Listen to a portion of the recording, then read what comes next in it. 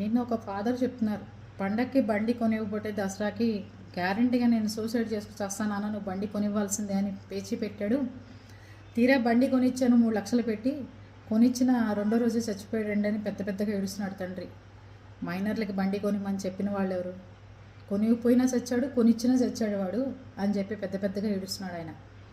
Please అండి, పిల్లల్ని కంట్రోల్గా కండిషన్స్గా పెంచమని ఎవరు చెప్పట్లేదు. ప్రేమతో అర్థమయ్యే విధంగా చెప్తే ప్రతి పిల్లాడు వింటాడు. నువ్వు వెళ్ళి ఎవరికైనా యాక్సిడెంట్ చేసినా, నీకొచ్చి ఎవరైనా యాక్సిడెంట్ చేసినా పోయేది నీ ప్రాణమేనా అన్న అని చెప్పి అర్థమయ్యే విధంగా చెప్పండి. 3 లక్షలు పెట్టి బండి కొన్నాను అప్పు చేసి, కొడుకు లేడు, బండి లేదు, వాడి జీవితం బొగ్గుపాలైపోయింది అని చెప్పి పెద్ద పెద్దగా తండ్రి ఏడుస్తున్నాడు పాపం. ప్లీజ్ అండి, పిల్లలకు అర్థమయ్యే విధంగా చెప్తే ప్రతి పిల్లలు వింటారు. అది చెప్పకుండా మీరు అరిచో కొప్పడో లేకపోతే ఇబ్బంది పెట్టో వాళ్ళని కొట్టో ఇలా ప్రవర్తిస్తేనే పిల్లలు ఈ రకంగా ఉంటున్నారు.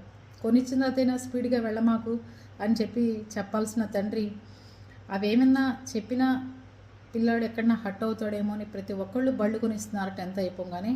ఇవన్నీ మంచి పద్ధతులు అయితే కాదు.